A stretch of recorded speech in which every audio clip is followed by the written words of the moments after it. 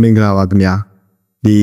ရန်ကုန်မြို့မှာဖြစ်ပွားခဲ့တဲ့ဟိုတယ်တစ်ခုမှာ၃မိုင်းဖြတ်ပြီးတော့အသက်ခံရတဲ့ဒီမင်္ဂလိတယောက်ရဲ့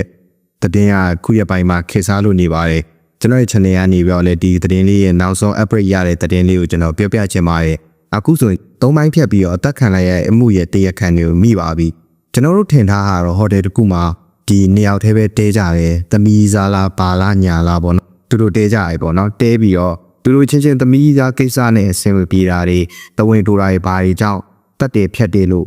ထင်ကြတာပေါ့နော်ဒီကြတော့လေဟိုတရားခံတယောက်တည်းလိုပဲထင်ကြတာအမှန်တကယ်ကတော့မဟုတ်ပါဘူးတရားခံကလည်း18နှစ်အရွယ်ကောင်လေးတယောက်ပါပဲတရားခံနဲ့အတူကြံရပါကောင်မလေးသူ့ရဲ့ကောင်မလေးကလည်း18နှစ်အရွယ်ကောင်မလေးတယောက်ပါတရားခံက2ယောက်ပေါ့နော်လူသက်တရားခံရဲ့သူ့ရဲ့ကောင်မလေးရဲ့ပေါ့နော်ဒီຢာတွေကဘလို့ခိခဲ့အောင်ဆိုတော့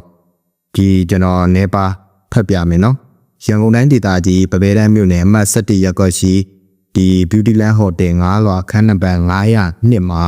ပရိမောက်ပြင်ပတ်နော်အဲကုန်းရဲ့အောက်တော့နှစ်ခုကြားထဲမှာအမအိတ်တွင်းကနေလက်လေးတစ်ဖက်ထွက်ကြနေလို့ဒါဘေးပဝင်ကျန်မြင်ပြီးတော့အကြောင်းကြားရကနေဒီအပိုင်းပိုင်းခုတ်ထစ်ဥကလီစာတွေဒီပေါင်သားတွေရောလီပဲတစားစီလှုပ်ချင်တိုင်းလှုပ်ထားတဲ့အမှုကြီးဟာပေါ်ပေါက်ခဲ့တာပါအဲ့ဒါနဲ့ပတ်သက်ပြီးတော့ဆက်လက်ပြီးတော့လိုက်တဲ့အချိန်မှာတော့ဒီကျူးလွန်သူတွေကတာဂီတာမြို့နယ်အမတ်ခွန်အရှိရက်ကွက်နဲ့သက်18နှစ်အရွယ်ရှိအောင်ခန့်ကျော်စင်နဲ့သူ့ရဲ့ကြီးစားဖြစ်သူဗဟန်းမြို့နယ်အရှိရွှေကုန်းနိုင်ရက်ကွက်အောင်ချမ်းသာအိမ်ကနေအသက်18နှစ်အရွယ်ရှိမတ်အေးမွန်အောင်လို့ဖြစ်ကြောင်းစုံစမ်းဖော်ထုတ်ချက်ရသိရပါတယ်ဒီသူတို့နှစ်ယောက်ကိုတော့အော်တိုဘာလ9ရက်နေ့နေ့လယ်ပိုင်းကသူတို့ရဲ့နေအတီးတီးကနေပြီးတော့ဖမ်းဆီးရမိခဲ့ပါတယ်အောင်ခန့်ကျော်စင်ရဲ့နေအိမ်မှာပြစ်မှုကျူးလွန်ခြင်းသူအသုံးပြုခဲ့တဲ့အဝတ်စားတွေစတီးဓာတ်နှစ်ချောင်းအဆုံးသူကင်ဆောင်ခဲ့တဲ့လက်ကင်ဖုန်းနှလုံးနဲ့အတူလက်ကင်ဖုန်း3လုံးနဲ့ဆက်ဆက်ပစ္စည်းအားလုံးကိုသိမ်းဆည်းရရှိခဲ့ပါတယ်ကျွန်တော်ပြောချင်တဲ့ဒီလူသက်တရားခံဘာကြောင့်တက်ကြတယ်ဘာကြောင့်ဒီလိုမင်္ဂလိမြောက်ဖြစ်နေရလဲဒီသူ့ကောင်မလေးလည်းမဟုတ်ဘူးဆိုတဲ့အကြောင်းအရာကိုကျွန်တော်ခုပဲပြောပြပါမယ်ပြစ်မှုကျူးလွန်သူအောင်ခန့်စော်ရဲ့ထွက်ဆိုချက်အရာသူကဂိမ်းလွန်ကျော်စော်ရဲ့လူသက်အလောင်းဖြောက်တဲ့နိုင်ငံခြားဇလန်တွေကိုအလွန်ကျွံကြည့်ရှုလိရှိတယ်ပြောမှဆိုရင်တော့ psycho ကားတွေကြည့်တယ်လူသက်ကားတွေကြည့်တော့ခေါင်းထဲမှာလည်း psycho တွေဖြစ်နေတဲ့ပုံစံမျိုးရပါတယ်အော်တိုဘာလ9ရက်နေ့မှာနီရာမီရှိ Telegram Channel ကနေတဆင်းနဲ့တည်ဆုံးသူမတ်စုမြတ်ဝင်းအားသူနဲ့အတူတူဒီအောင်ခန့်ကျော်စင်ကသူနဲ့အတူတူပျော်ပါရန်အတွက်တဲ့မတ်စုမြတ်ဝင်းကိုအခါချင်းငွေပေးပြီးဆက်သွယ်ခေါ်ယူခဲ့ပြီးတော့ပပဲတန်းမြို့နယ်ရှိ Beautyland Hotel ခန်းနံပါတ်900နှစ်မှာပျော်ပါနေစဉ်မှာပဲသူကြည့်ရှုဦးခဲ့တဲ့လူသက်လောင်းဖြောင်းနိုင်ငံခြားရုပ်သံဇာတ်လမ်းတွေများထဲမှာပါတဲ့ဇက်ဝင်ကွက်တွေအတိုင်းပဲမတ်စုမြတ်ဝင်းကိုအသင့်ပါလာတဲ့စတီးရာနှစ်ချောင်းနဲ့ရက်ဆက်သာတက်ဖြတ်ပြီးတော့ဝန်တွင်းကလီစာတွေနဲ့ဝဲဘက်ပေါင်သားများကိုလိဖြတ်ထုတ်ယူကဆွန့်ပစ်ခဲ့ခြင်းများပြုလုပ်ခဲ့ကြောင်းအစစ်စေးကြရသိရပါတယ်အဲ့ဒီနောက်သူက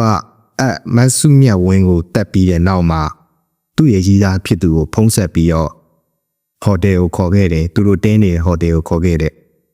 ပြီးတော့အခန်းတွင်းမှာပေးချမ်းနေတော့ခုတ်ထစ်ထားတာဆိုတော့အခန်းတွင်းမှာပေးချမ်းနေတဲ့သွေးတွေအသားတို့သားစာတွေပေါ့ဗျာအဲ့ဒါတွေကိုသူ့ရဲ့ကောင်မလေးကိုတန်ရှင်းလှုပ်ခိုင်းခဲ့တယ်မတ်စုမြတ်ဝင်းရဲ့အလောင်းကိုသူတို့နှစ်ယောက်တူတူဖျောက်ဖျက်ခဲ့တယ်ပေါ့ဗျာအဲ့ဒီလိုတီးခဲ့တဲ့အတွက်တဲ့မျိုးသမီးတူကရက်ဆက်စွာတက်ဖြတ်ခဲ့သည့်အောင်ခန့်ကျော်စင်နှင့်အလောင်းဖျောက်ဖျက်ရာတွင်ပူပေါင်းပါဝင်ကျူးလွန်ခဲ့သူမတ်အီမွန်အောင်တို့ကိုတဲ့ဥပဒေနဲ့ညီထိရောက်စွာရေးယူနိုင်ရန်အတွက်ဆောင်ရွက်လျက်ရှိကြောင်းသိရပါတယ်ဆိုပြီးတော့သတင်းဒါနောက်ဆုံးသိခဲ့ရတဲ့သတင်းလေးပဲဖြစ်ပါတယ်ဒီကိစ္စနဲ့ပတ်သက်ပြီးတော့ပြောရမယ်ဆိုရင်တော့ဒီဒါသူက online ပေါ်ကနေပြီးတော့အပျော်မယ်ပဲပြောမလားတိတ်ကဲပဲပြောမလားလို့ group တစ်ခုကနေငှားပြီးတော့သူလှုပ်ချင်တာကိုသူရည်ရွယ်ချက်ရှိနဲ့လှုပ်သွားခဲ့တဲ့ပုံပေါ်ပါတယ်သူကသူ့အောက်သူ psycho နဲ့လှုပ်ခဲ့တာမှန်ပေမဲ့ဒီကောင်မလေးဖြစ်သူကဘာကြောင့်ဒီအလောင်းဖျောက်ဖျက်တဲ့နေရာမှာမစင်စားမချင်းချိန်မဲနဲ့ကူပြီးတော့ဖျောက်ဖျက်ပေးခဲ့တာအောင်ဒီကိစ္စကြီးဒီလောက်ကြောက်စရာကောင်းနေဗျာဒီလောက်တွေးလို့တော့မရတဲ့ကိစ္စကြီးတခုကိုသူကပါဝင်ပြီးတော့ဘာလို့အလောင်းဖျောက်ဖျက်ပေးခဲ့တာတော့ဆိုတာကတော့ကျွန်တော်တို့ခင်ဗျားတို့လည်းအတိအကျတော့မသိနိုင်ပါဘူးခုစစ်ဆေးချက်အရာကတော့ဒီလို အကြောင်းအရာတွေကတော့ဒီအကြောင်းဆိုတာသိခဲ့ရပါတယ်ဒီလူသတ်မှုကတော့ဒီလောက်နဲ့ပဲပြီးသွားပါတယ်ဒီမိန်းကလေးများအနေနဲ့လည်းဒီချစ်သူကြီးစားထားမယ်ဆိုရင်ကိုယ့်ရဲ့ချစ်သူကောင်လေးရဲ့အကျဉ်းစရာကိုယ့်ရဲ့ချစ်သူကောင်လေးရဲ့ဒါရိတကိုယ့်ရဲ့ချစ်သူကောင်လေးရဲ့အနေထိုင်ပြုမှုပတ်ဝန်းကျင်အားလုံးစိတ်နေစိတ်ထားတွေအားလုံးကိုလည်းဒီတေချာစစ်ဆေးပြီးတော့မှလက်တွဲတင်တယ်လို့ကျွန်တော်ကတော့ထင်ပါတယ်အခုဆိုရင်တော့ချစ်သူကောင်လေးကြောင်မယ်ကောင်မလေးတယောက်ပါအလောင်းဖြောက်ပြက်မှုနဲ့ဒါထောင်ကြရတော့မယ်ပေါ့နော်အဲ့ဒါကြောင့်လည်းမြန်မာနိုင်ငံမှာရှိတဲ့မျိုးကောင်းသမီးလူကောင်းသားတွေအားလုံးလည်းဘာပဲလုပ်ဘယ်နေရာမှာပဲနေဘယ်ပဲသွားအပေအပေါင်းအသင်းဘလူပဲပေါင်းအဆဆရရ view site ပြီးတော့နေထိုင်ကြပါလို့ကျွန်တော်မှာကြားရင်းနဲ့ကျွန်တော်ရဲ့ဗီဒီယိုဖိုင်လေးကိုဒီနေရာမှာပဲဆုံးကတ်လိုက်ပါရခင်ဗျာအားလုံးကျေးဇူးတင်ပါတယ်